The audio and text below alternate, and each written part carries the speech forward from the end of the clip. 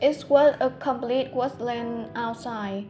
A broad red mound was perched up high overhead, tinting everything below with a blocked red tint and making it hard to distinguish between day and night. The thinner block was slowly wafting through the air and tugged at the tense and fragile, fragile, fragile, fragile, fragile, fragile lovers of the mind and were already worn down from the constant state of vigilance. An aura of death permeated the rats where there would still be the occasional car or two passing by, but none would stop for even a second. In front of an empty down supermarket, two women were walking back and forth with their bags hunched and their steps very slow. Any sport fleece up. They had already rotten the way, and when their mouth opened, releasing sharp shrieks, they softly glimmered with a dangerous sin, and they pale, lineless eyeballs could not hide their desire for flesh and blood. This was a catastrophe greeted by humans. The storage area of the supermarket was on the first basement floor. This area was so dark and there was no light beyond the ground from the piercing blood-red sky filtered through the slit of the vent. The remaining survivors here did not dare to head out lightly. This kind of strange situation has been going on for so long that no one could dare promise that they would not turn into those monsters outside. Inside the storage area, there was a club, a middle-aged married woman, three students still in their school uniforms, and a wealthy-looking young man with his bodyguard. In addition to the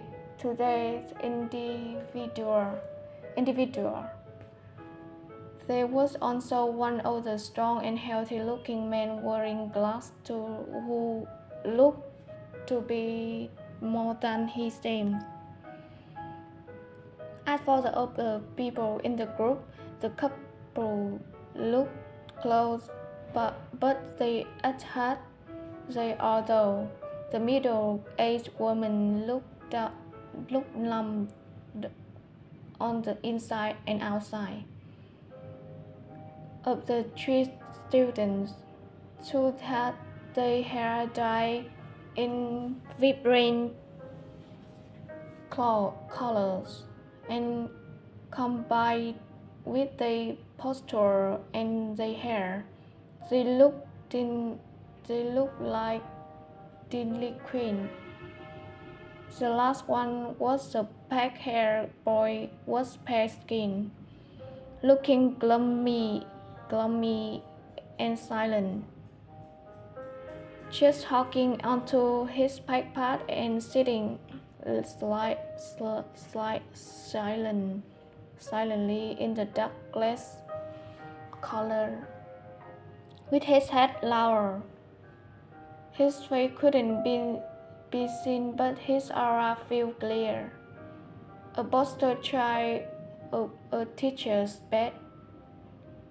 A wealthy-looking young man had his head down and was playing on his phone, wearing a black blouse and a Bordeaux white red steel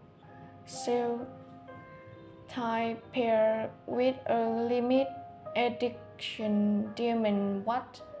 He was the cleanest out of the group. From a slight distance, there was even the faintest sign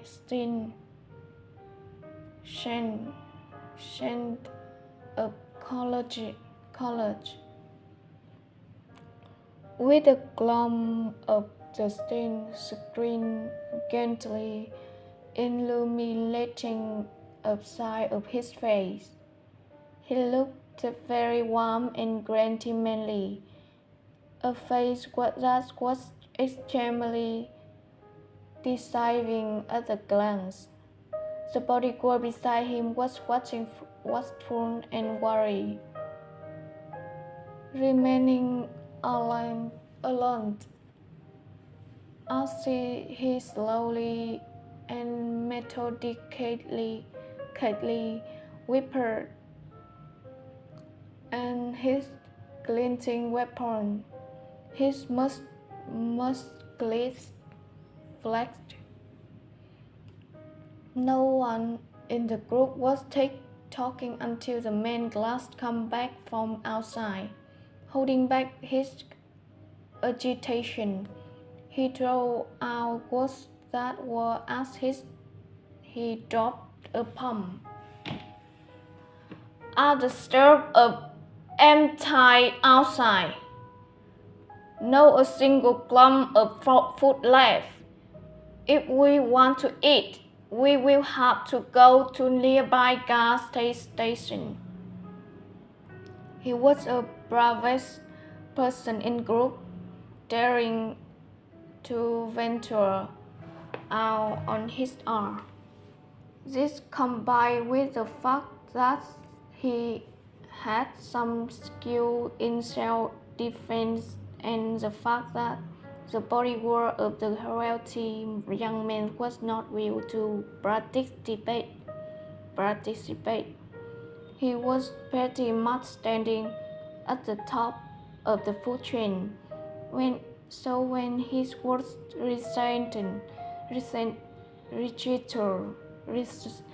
register in the air, everyone's face became frantic and lost.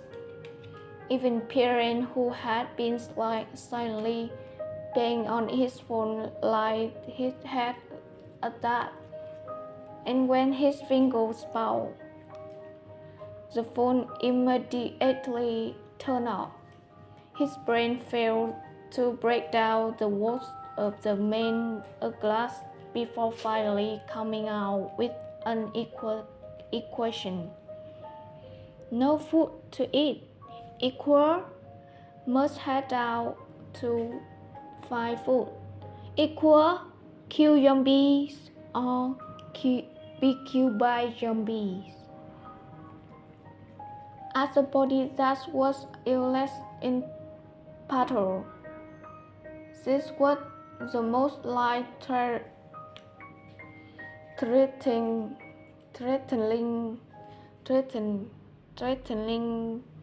situation to be in, especially when this illness body was scared of dead, lazy, and a corrupt.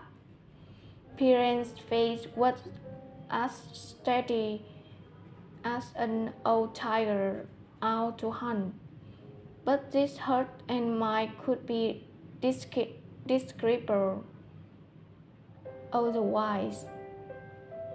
He had not interesting playing with his phone, and his glass slowly raised beside him before settling onto the weapon on his bodyguard. I wonder with one stab, how long will it hurt before I die? The bodyguard sent his gas and raised his head to ask, Young Master Pirin? Whatever, he's scared of pain. Pirin hid his emotion well, and without changing his expression, he rechecked his gaze. Nothing. The storage floor was very simple, with nothing much in. Indeed, the floor beneath their feet wasn't even covered in concrete, and none of the bricks were aligned properly. Next to the storage area were the employer dorm and a bathroom. Besides that was space for some more storage. They had actually come too late, as the supermarket had already been emptied out by other citizens, no leaving much food behind, and it had been cleaned down by yesterday. In about half a month's time, the 9 of them had cleaned out all the food here, and when the last cookie had been eaten, it was as if all of society's lesson on nice taste and moral sin were gone, turning back into a year of cavemen in the blink of an eye. Whoever was the strongest was the leader, and the quickest were the bottom of the barrel, leaving by order of power. Pirin pumped his head against the wall. No, one after another. How could he be so unlucky? Why was he this unlucky? Did he ever commit too many wrongdoing in his past life, as otherwise why would he be straight into the apocalypse apocalypse?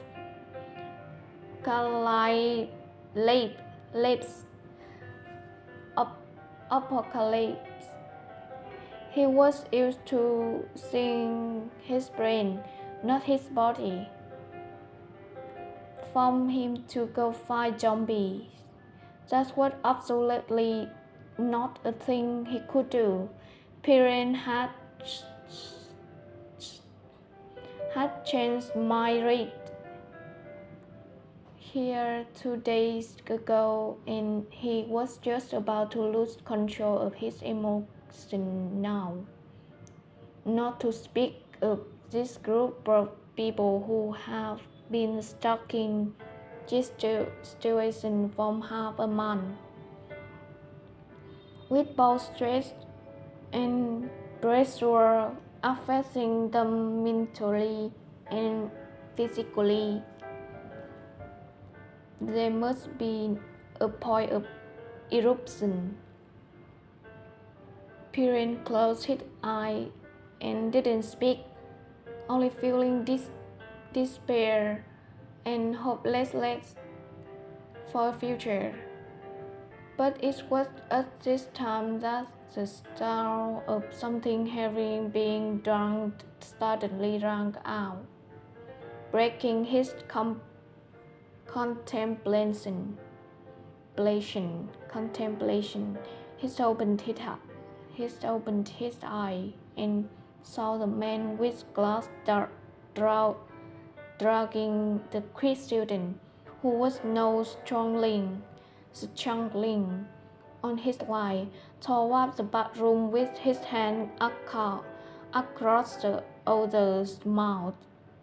The other two delinquent looking students did not go to help the struggling student, but instead held onto his thighs, taking part in the cream themselves. The man with glass removed a hand to unbutton his shirt collar. "I'm going first. You guys can use him after," the delinquent with red hair said with disdain in his tone. "I don't like men." The other delinquent with the mohawk said, "What you scared of? It's the same if you use the mouth. I'm about to explode after holding it in for so long." Everyone immediately understood what they want to do with those words. The veins on the restrained student looked like they would pop as he struggled and struggled. His throat rasped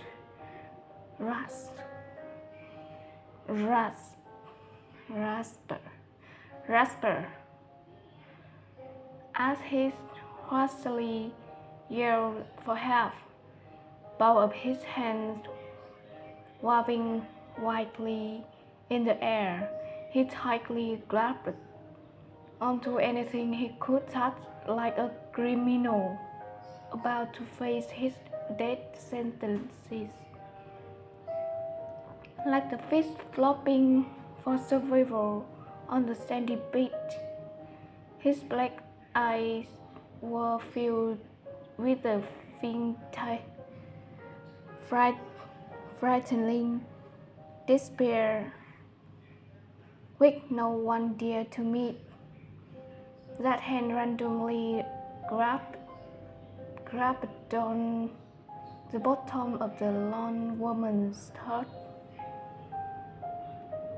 skirt, as if it were grabbing onto the life-saving buoy. But it later struck back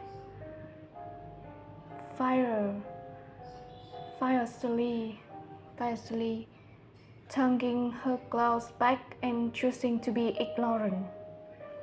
The girl from the club patted the side of it and stopped up with a glance.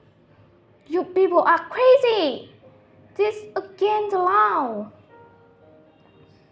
She shot forward like an arrow to try and save the young boy, but her boyfriend immediately covered her mouth and dragged her back in the tight grip. "Gigi, don't mind the police.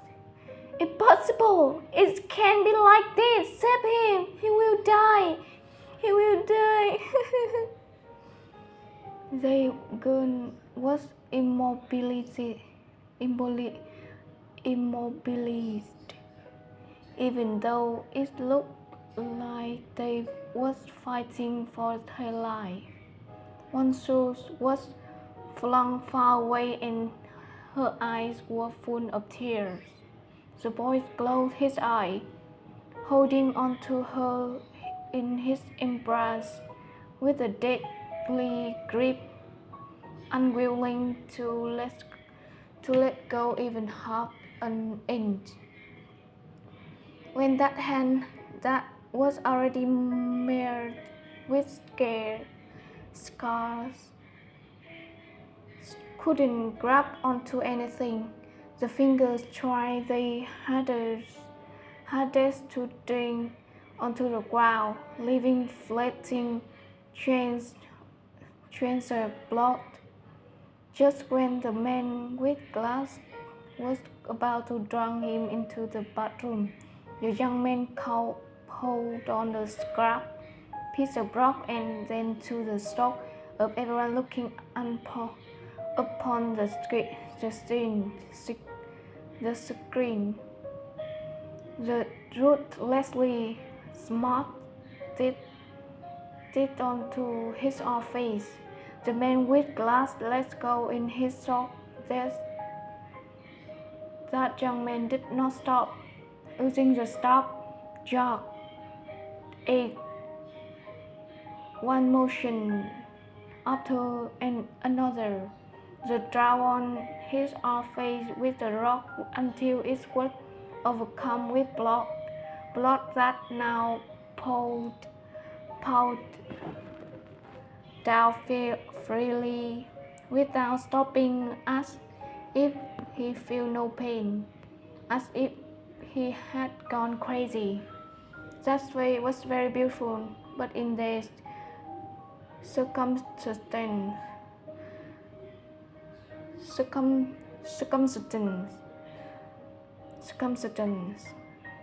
it could only bring catastrophe.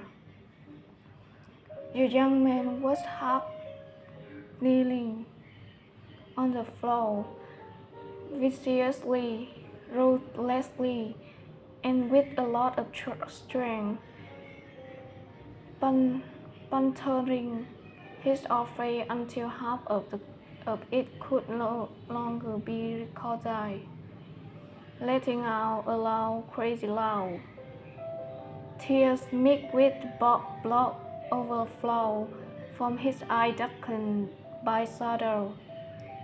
There was no light to be seen in them, for however long after he finally stopped and his right hand powerlessly slumped to the ground. The rock crushed in block filled with the motion, falling all the way down and rolling until it finally stopped by appearance their feet. The man in glass was a bit scared, and he felt that this was a challenge to his authority, but he was emotionless, releasing the tie from his leg and tying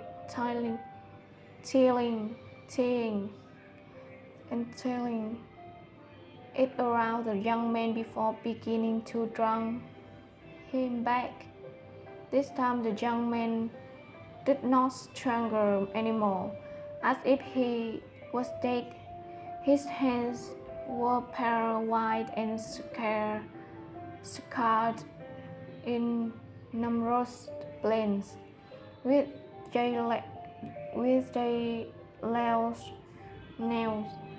nails fallen off.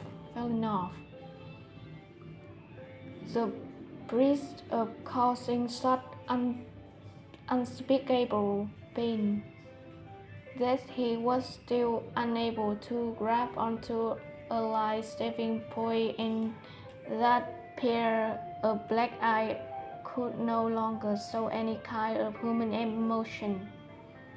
Perrin quickly thought to himself that this had already gone through and beyond his bottom line. This kind of thing can happen as one is death. It would be as if a beast was released from the cage, and whatever happened next would be unstoppable. Today it was that young man, tomorrow it could be that girl, and the next day after that perhaps it would be him. After a bit of consideration, he took out something hidden in his back by his waist and then rose up. With a pair of eyes that were defiant so clearly that and holding an undeniable power. He blocked the door that the man with glass wanted to enter. Seeing who was cutting him off, the man with glass paused his movements. He expressed an unhappy, with a loud, having voice. He said, "Parent, don't my bourgeois ask you, not yours. Water from a well does not trespass the water from a river. You can go all separate ways and not cross boundaries." Peering out onto the door, lowering his head and not speaking a word. After a while, he left his hand to loosen up his tie. His long lean fingers paired with a deep block red of the pattern was an impactful visual that it did not have as much impact as the gun revealed by his waist. Seeing this, the pupils of the man in glass dilated, and his imperceptibly narrowed his eyes. Parent lifted his head and smiled. "You can't mean there is standard order to everything, starting from first to last. For me, I've been pampered terribly by my mom and dad at home, and I don't like others stealing my stuff." His bodywork was not far away. As if to support his words, he stood up, and the weapon in his hand was smiling with a eyes glimmer. The expression of the man in glass became a bit frozen in place as he coldly moved his lips. "I didn't know young Master Biren had such taste." And then slowly nodded his head, looking deep into Biren's eye. He waved his hat in the air and said, "Fine, I will let you go first." The young men were lying on the wall. On paper, it couldn't be said that he was a young man anymore. He was more like an evil demon that crawled down a how with the way his black hair stuck up the side of his face, interlaced with blood and tears. His eyes were open and his glass slid down, staring at the spot on the floor without a hint of emotion. The evil devil was deep asleep, but one is woke, the entire human planet would become its practicing hell. Piran was not interested in someone whose face was ruined, especially this young man who made him feel as if he was not a kind man. He was just going to turn around and leave, but just as he did, he glanced over and spotted the mole by the young man's eye, and his feet forcibly stopped. At that particular moment, no one knew that flash though Piran's heard. The other could only see him bend down, lift that young man up into his arm, and bring him into the washroom, closing the door behind him. Chu Kang-ming pushed up his glass at that, laughing mockingly. The apocalypse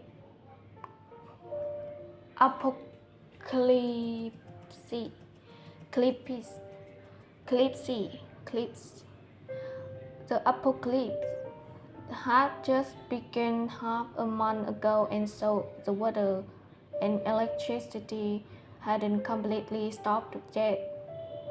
Using one hand to hold onto the young man, the other hand was used to untie his tie and wet at it at the sting. Then he began to wipe the blood stain of the other's face. The mole under the other's eye appeared brightly before his eye. Piran stormed down on the emotion, boiling in his heart, and asked him quickly, "What is your name? What is your name?" The young man didn't speak.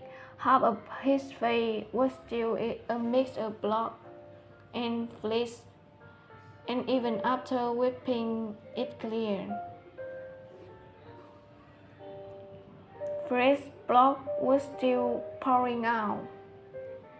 Seeing this, Piran leaned against the stick and slowly unbuttoned his shirt cuff. "Do you think it is better to be raped by four, or is it better to only have one?" The Ten finally had a reaction to that. He left his head to look up at Piran, his eyes too empty yet.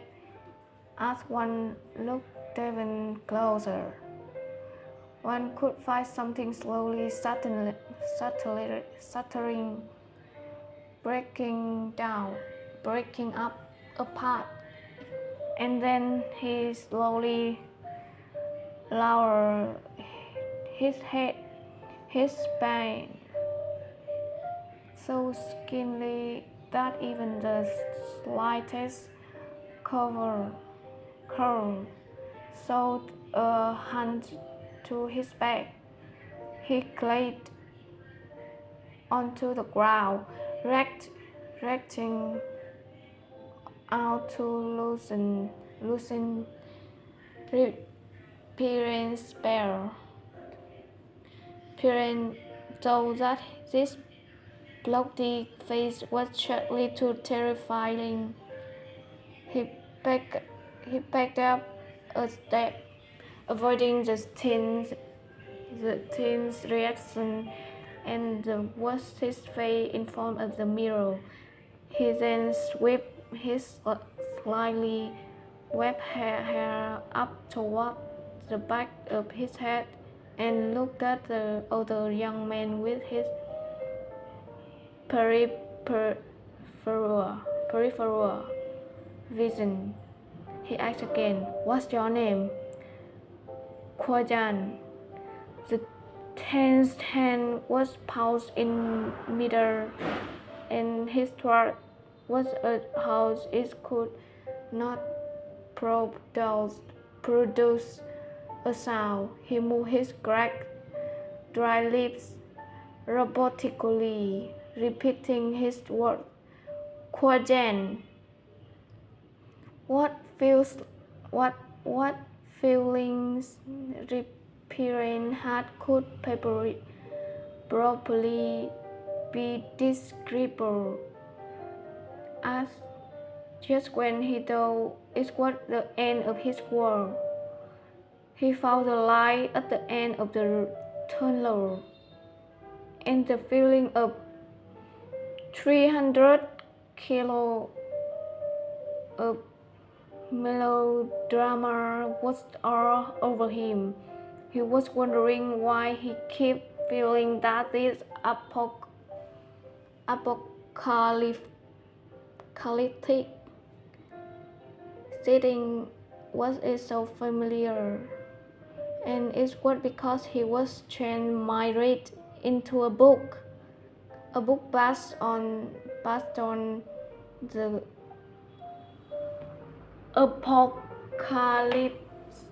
apocalypse setting, with the main character leveling up by fighting monsters and increasing the size of his harem. That kind of genre. The plot was super bad and so glitchy that Piperin had only given it a few pages before ditching it. The only thing he remembered was probably the protagonist's name, Q Yan, a mole under his eye. At the beginning of the apocalypse,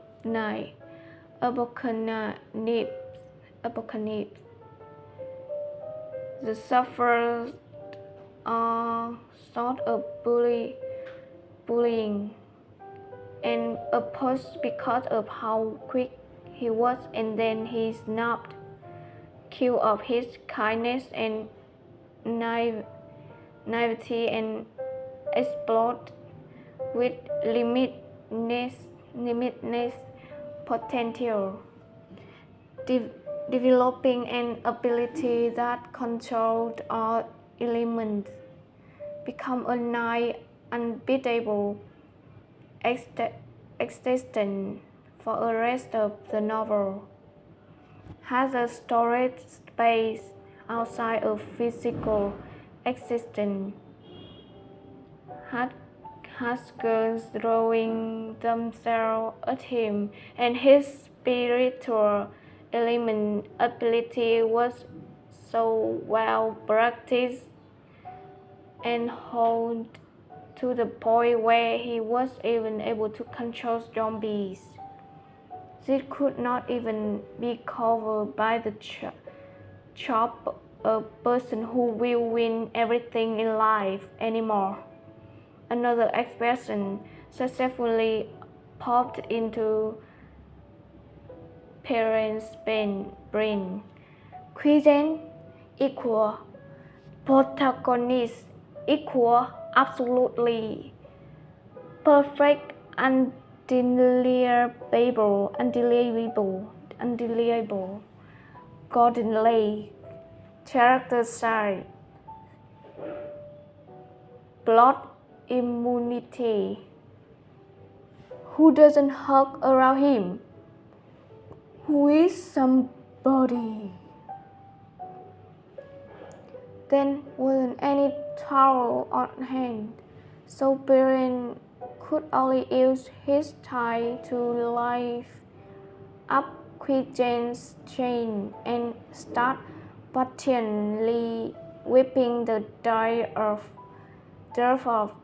from the side of his face. After doing this for a while, he opened the door and bowed him out. There were 9 people here on the storeroom floor, and now it seemed to have split into invisible fractions: a couple, a woman, 2 delinquents, and John Coming. Perrin and Quizen lost his bodyguard. Hearing the sound of the door open, Joe Coming lifted his eye up and started the Quizen walking normally greeted him. a sigh that showed no struggle on his body. He said in the provoking manner, Piren, if you can't do it, then give it to someone else. Don't just block the washroom and not pull. Piren let go. Singularly, for Quidan to sit back in his original spot and then casually set that half-wet tie back to his leg. With his black collar, start giving the style of his way a cool, handsomeness. He walks over the graph Quidan's school backpack and said, Do I have to let you watch me go take a dump? John coming coldly, loud in response, not speaking a word.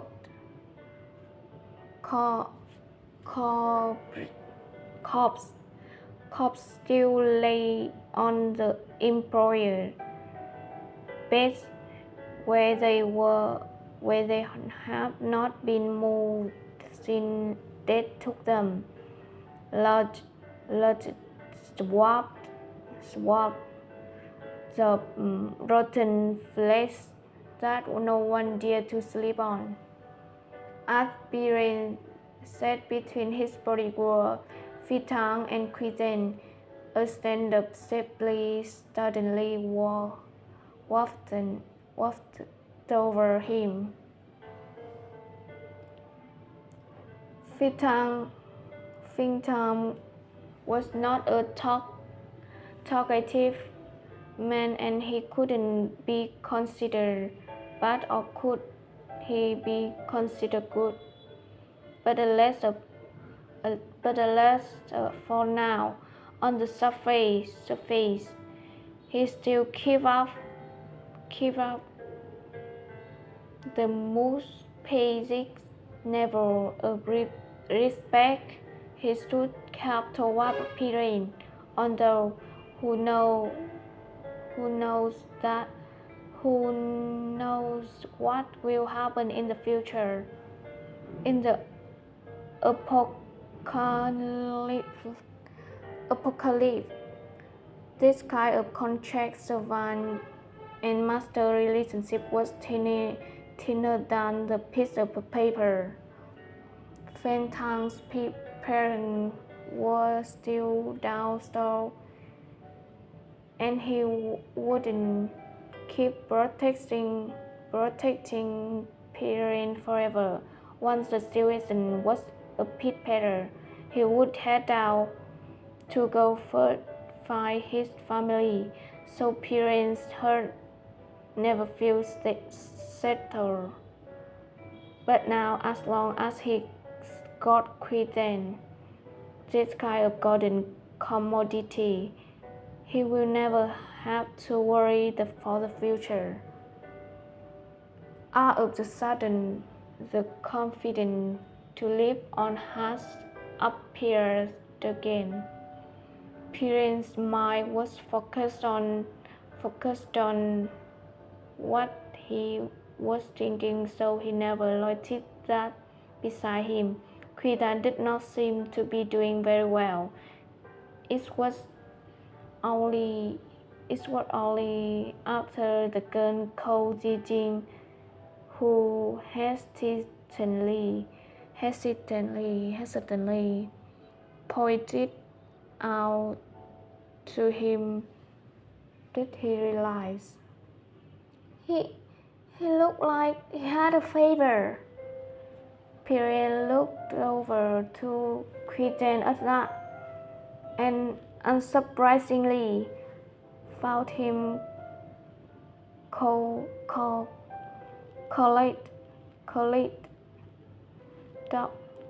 up in the corner and pouring hot all over. He did not panic and reached over to scoop the other up, letting the young man rest on his legs. Then the pulled open the backpack beside him, grabbing medicine for reducing fevers. There was almost no food left inside, only half a bag of deflate cookies, a single piece of candy, and 3 bottles of water, which of course were not Piran's food.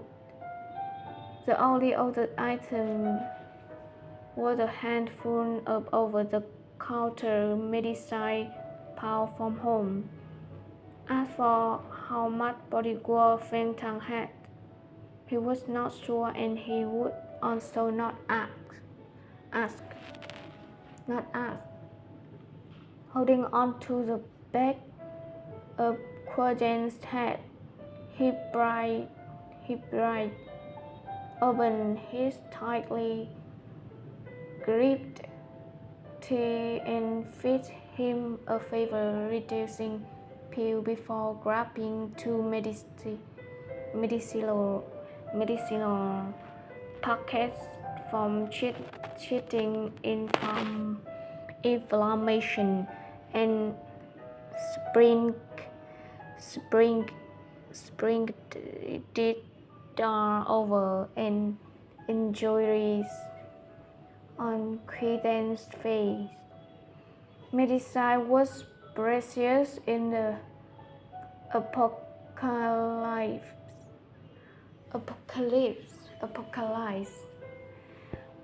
But this was like investing.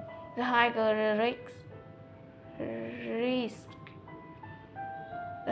risk, the better the reward would be. In Piran's mind, Quajan was like a safety charm.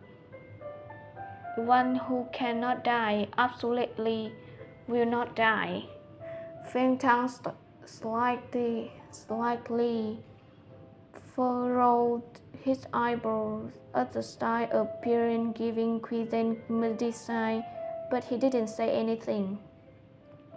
The entire situation had shortly been pacified. From now, because of Quajan's self-harm and Piran's intervention, the storage floor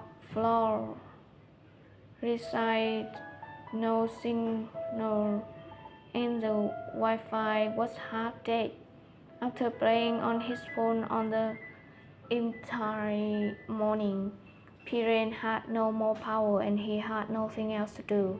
He started to Quajan for a long while, thinking about what kind of people this main character that will kick ass the future in will be like. The school uniform worn on his body was one that looked to be maintained very well, but he could still faintly see pen marks. Handwriting was of humiliation and large, but pastel faint blue ink, which did not look to be caused by accident and more likely from acts of malicious parental.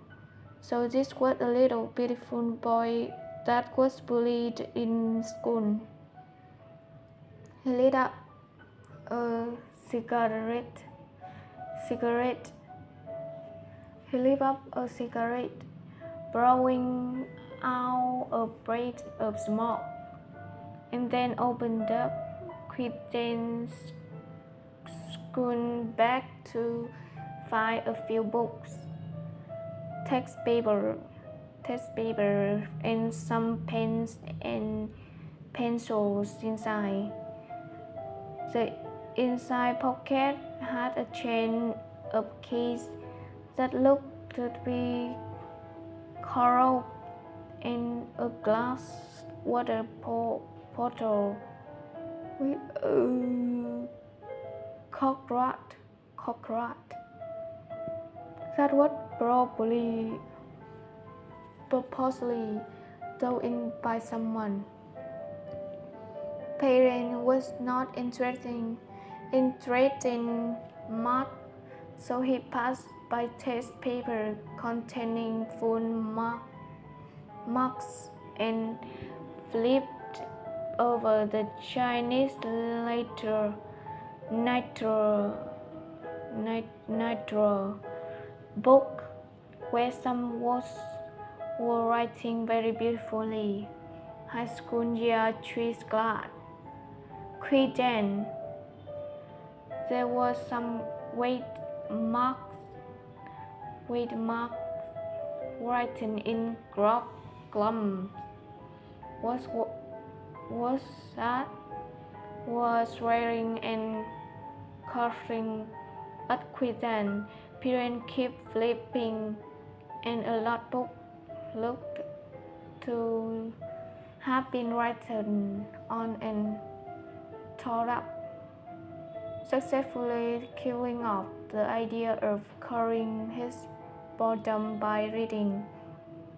Of course, the unpitiable main character of the novel must have a tragic past. If Perrin had no intervened today, Equan would have been drowned into the washroom by John Kang-min and his lackeys. Those three people and then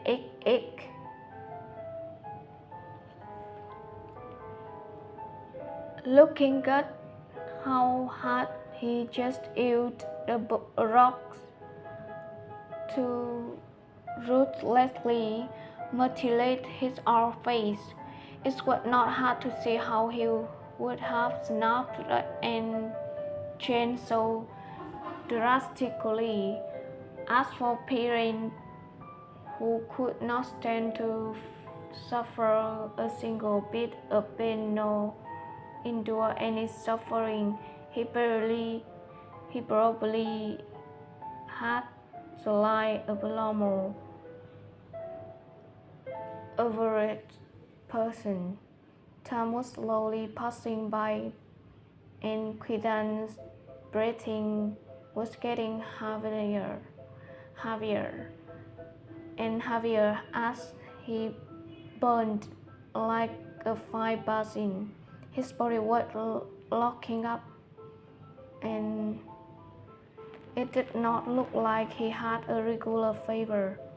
Perrin, who had just found a notebook in the school bag and was just getting into it, raised up his head and breasted pound against Queen's forehead after noticing his condition. Perrin had a naturally cold body, a body where even his hands were cold. So after pressing his head onto others' forehead, Queen strangely calmed down. A remnant of the stain of Perrin's London reincarnate, where the first stain was of might, then just might, and then of fate, mortality still remained, and the fragrance was gently as like a sprinkling of light rain, freezing and cold.